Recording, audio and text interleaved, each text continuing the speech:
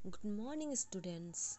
हम अपनी पिछली कक्षा में हिंदी 1 में चैप्टर 12 यानी कि सर्वनाम प्रोनाउन के बारे में पढ़ चुके हैं और हम अपनी पिछली कक्षा से यानी कि पहले से ही प्रोनाउन यानी कि सर्वनाम के बारे में पढ़ते आ रहे हैं, इसलिए हम ज़रूर अच्छी तरह से सर्वनाम के बारे में अपनी पिछली कक्षा से ही समझ चुके हैं। तो और आज एक बार रिवीजन करेंगे और सर्वनाम यानी कि प्रोनाउन के बारे में फिर से अच्छी तरह से समझेंगे। तो चलिए अब हम पाठ की शुरुआत करते हैं और प्रोनाउन यानी कि सर्वनाम के बारे में फिर से दोहरावा करते हैं और अच्छी तरह से समझते हैं। संज्ञा के बदले में प्रयोग होने वाले शब्द को सर्वनाम कहते हैं। तो हमने अपनी पिछली कक्षा में देखा था कि सर्वनाम क्या है। तो संज्ञा के बदले में यानी कि संज्ञा क्या है? संज्ञा है नाम, किसी का नाम यानी कि कोई भी नाम है हमारा, तो उसी के बदले में हम किसी को बताते हैं कि वह लड़का, फिर ये, वह, वे, तो ये सभी, उसे, तो ये सब क्या है? सर्वनाम यानी कि संज्ञा के बदले में प्रयोग किए जाने वाले शब्द सर्वनाम कहलाते हैं।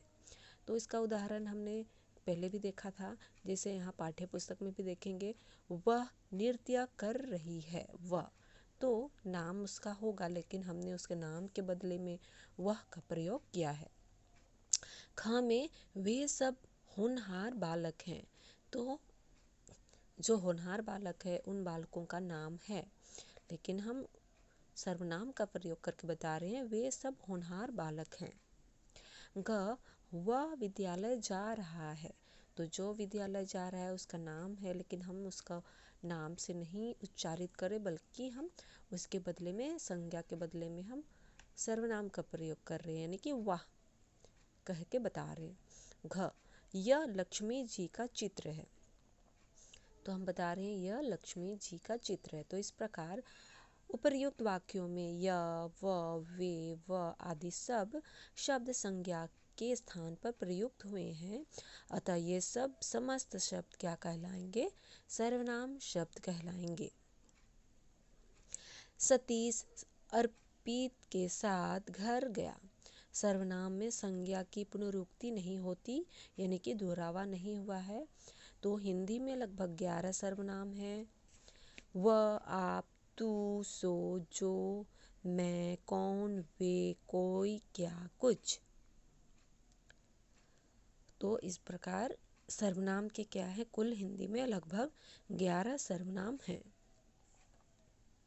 सर्वनाम के प्रकार। वह की दृष्टि से सर्वनाम के 6 भेद होते हैं। व्यवहार की दृष्टि से सर्वनाम को हम 6 भागों में बांटे हैं। 6 भाग हैं, जैसे पुरुषवाचक का है पुरुषवाचक सर्वनाम। ख यानी कि 2 नंबर है निश्चयवाचक सर्वनाम। तीसरा अनिश्चितवाचक सर्वनाम। चौथा संबंधवाचक सर्वनाम। पांचवा प्रश्नवाचक सर्वनाम और छठा निजवाचक सर्वनाम। यानी कि पुरुषवाचक, निश्चित, अनिश्चित, संबंध और प्रश्न और निजवाचक सर्वनाम। तो ये सर्वनाम के प्रकार। तो व्यवहार की दृष्टि से देखा जाए तो सर्वनाम के कुल 6 भेद होते हैं। जैसे हम कह सकते हैं, हरि ने मुझसे कहा कि वह बीमार है। ख रहीम ने कहा मैं आज तुम्हें पत्र लिखूंगा। ग किशोर ने कहा आज मैं स्कूल नहीं जाऊंगा। उक्त वाक्यों में मैं कहने वाले के लिए तुम एवं तुम्हें सुनने वाले के लिए वह किसी अन्य व्यक्ति के लिए प्रयोग किया गया है, अतः मैं, तुम्हें और वह पुरुषवाचक सर्वनाम है। पुरुषवाचक सर्वनाम के प्रकार हैं उत्तम पुरुष, मध्य पुरुष, अन्य पुरुष। तो क है उत्तम पुरुष, बोलने वाला व्यक्ति जिन सर्वनाम शब्द या शब्दों का प्रयोग अपने लिए करता है वे उत्तम पुरुष कहे जाते हैं, जैसे हम, मुझे, मैं, हमें आदि। तो हम सब मित्र हैं, हमें यह शर्त मंजूर है, मैं खाना खा रहा हूँ, मुझे नहीं जाना है। तो ये है उत्तम पुरुष। तो पुरुष में पुरुषवाचक सर्वनाम का है पुरुष, उत्तम पुरुष, मध्य पुरुष और अन्य पुरुष। तो उत्तम पुरुष हमने देखा कि बोलने वाला, यानी कि जो बोलता है। तो बोलने वाला व्यक्ति जिन सर्वनाम शब्द का प्रयोग करता है तो अपने लिए ही करता है, तो उसे ही उत्तम पुरुष कहते हैं। स्वयं अपने लिए, खुद के लिए जिस शब्द का प्रयोग करे उसे हम उत्तम पुरुष कहते हैं। जैसे कि यहाँ देखा, खुद के लिए हम, हमें, मैं, मुझे, इस शब्द का प्रयोग हुआ है। ख हम देखेंगे मध्यम पुरुष। तो मध्यम पुरुष सुनने वाले व्यक्ति के लिए जिस सर्वनाम शब्दों का प्रयोग किया जाता है वे सर्वनाम मध्य पुरुष कहलाते हैं।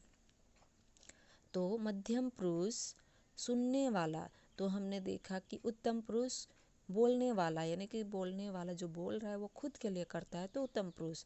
और मध्यम पुरुष क्या हुआ, सुनने वाला, जो जिसके लिए बोला जा रहा है, जो व्यक्ति बोल रहा है दूसरे के लिए, तो वह है मध्य पुरुष। सुनने वाला व्यक्ति के लिए जिस सर्वनाम शब्दों का प्रयोग किया जाता है वे सर्वनाम शब्द मध्यम पुरुष कहे जाते हैं। जैसे तुम, तो, मुझे, तुम्हें, आप आदि, यानी कि जैसे तुम, तू, तुझे, तुम्हें, आप आदि। तुम्हें यह सब तो पता है ना, आप आ गए, तुम बहुत चालाक हो। तो यहाँ पर जिसके लिए बोला जा रहा है, यानी कि बोलने वाला दूसरे सेकेंड पर्सन के लिए बोल रहा है, तो ये है मध्यम पुरुष। तो यहाँ तक हम समझ गए हैं। तो आगे हम देखते हैं ग अन्य पुरुष। जिन सर्वनाम शब्दों का प्रयोग बोलने वाला, लिखने वाला या सुनने वाले के द्वारा किसी अन्य व्यक्ति के लिए करता है, यानी कि थर्ड पर्सन के लिए, तो उन्हें हम अन्य पुरुष कहते हैं। तो पहला है उत्तम पुरुष, जो खुद बोलने वाला खुद के लिए बोलता है। सेकंड है मध्यम पुरुष, जो बोलने वाला सुनने वाला के लिए कहता है, यानी कि सुनने वाला का है। ग है अन्य पुरुष, ना ही वह बोलने वाला है और ना ही वह सुनने वाला, यानी कि दूसरे तीसरे व्यक्ति के लिए बोला जा रहा है, यानी कि थर्ड पर्सन के लिए कहा गया है, तो अन्य पुरुष है। तो जिन सर्वनाम शब्दों का प्रयोग बोलने वाला, लिखने वाला या सुनने वाले के द्वारा किसी अन्य, यानी कि दूसरे व्यक्ति, यानी कि तीसरे व्यक्ति के लिए करता है उसे हम अन्य पुरुष कहते हैं। जैसे वह, वे, यह, ये आदि। तो यह महेश का भाई है, वह तो अब तक चला गया। दो है निश्चयवाचक सर्वनाम। जिन सर्वनाम शब्दों का प्रयोग किसी निश्चित वस्तु, व्यक्ति या घटना के लिए किया जाता है निश्चयवाचक सर्वनाम कहलाते हैं। जैसे वह आदमी जो कल बाजार में मिला था वह आया है। ख जो गमला दरवाजे पर रखा है वह उठा लाओ। ग कल हम जिस लड़के की बात कर रहे थे यह वही है। अनिश्चित वाचक सर्वनाम। जिन सर्वनाम शब्दों से किसी अनिश्चित, यानी कि निश्चित वस्तु या व्यक्ति का बोध नहीं होता उन शब्दों को हम अनिश्चित वाचक सर्वनाम कहते हैं। जैसे कोई गा रहा है, किसी को भी दे दो, वह कुछ लाया है। तो यह अनिश्चित शब्द है, यानी कि अनिश्चित को दर्शा रहे हैं, तो यह अनिश्चित सर्वनाम कहलाएंगे। आगे देखेंगे संबंधवाचक सर्वनाम। तो जिस सर्वनाम का प्रयोग वाक्य के दूसरे सर्वनाम शब्द के लिए किया जाता है उन्हें हम संबंधवाचक सर्वनाम कहते हैं। जैसे जिसने भलाई का कार्य किया है उसे पुरस्कार मिलेगा, जिसकी लाठी उसकी भैंस, जो मेहनत करता है वो आवश्यक फल पाता है। तो यहाँ संबंधवाचक, यानी कि संबंध को बता रहा है। तो जिस सर्वनाम का प्रयोग वाक्य के दूसरे सर्वनाम शब्द के लिए किया जाता है उन्हें संबंध वाचक सर्वनाम कहते हैं। तो हम समझ चुके हैं। तो आगे देखते हैं प्रश्नवाचक सर्वनाम। जिन सर्वनाम शब्दों का प्रयोग प्रश्न पूछने अथवा किसी वस्तु को जानने के लिए किए जाते हैं उसे प्रश्नवाचक सर्वनाम कहते हैं। जैसे वह किसका बैग है, तुम क्या कर रहे हो, कौन पढ़ रहा है। तो यहाँ प्रश्न पूछने के लिए प्रयोग किया गया है, तो ये प्रश्नवाचक सर्वनाम है। अब देखेंगे छठा निजवाचक सर्वनाम। वे शब्द जो स्वयं या निजपन का बोध कराते हैं वे निजवाचक सर्वनाम कहलाते हैं। जैसे वह अपना कार्य कर रहा है। ख, मैं स्वयं पाठ पढ़ रहा हूँ। ग, अपने भाई के पास जाओ। घ, अपना काम स्वयं करो। तो सर्वनाम शब्दों के रूप में सर्वनाम के केवल 7 कारकों में ही रूप चलते हैं। सर्वनाम का संबोधन नहीं होता है। कर्म से सभी सर्वनाम के रूप भिन्न हैं। पुरुषवाचक सर्वनाम तो उत्तम पुरुष में है मैं, तो कारक के साथ देखेंगे इसको, कारक और एक वचन बहुवचन के साथ। कर्ता मैं, मैंने, बहुवचन हो गया। हम, हमने। कर्मवाचक में मुझको, मुझे, बहुवचन इनका हो गया हमको, हमें। कर्म कारक एक वचन मुझसे, मेरे द्वारा, बहुवचन हमसे, हमारे द्वारा। संप्रदान कारक मुझको, मुझे, मेरे लिए, बहुवचन हो गया हमको, हमें, हमारे लिए। अपादान कारक है एक वचन मुझसे, मेरे द्वारा, बहुवचन हमसे, हमारे द्वारा। संबंधवाचक है मेरा, मेरी, मेरे, बहुवचन हो गया हमारा, हमारी, हमारे। और अधिकरण कारक हो गया एक वचन मुझ में, मुझ पर, और हम में, हम पर। इस प्रकार हम फिर से आज सर्वनाम के बारे में समझ चुके हैं, सर्वनाम के प्रकार के बारे में भी समझ चुके हैं, और पुरुषवाचक सर्वनाम उत्तम पुरुष, मैं, इसके बारे में समझ चुके हैं। तो इसी प्रकार हम अपनी पिछली कक्षा में हम पूरा पढ़कर समझ चुके थे, तो आप लोगों को ज़रूर अच्छी तरह से समझ में आ गई होगी। तो जो हमने आज जहाँ तक पढ़ा है समझ गए होंगे आज का भी चैप्टर।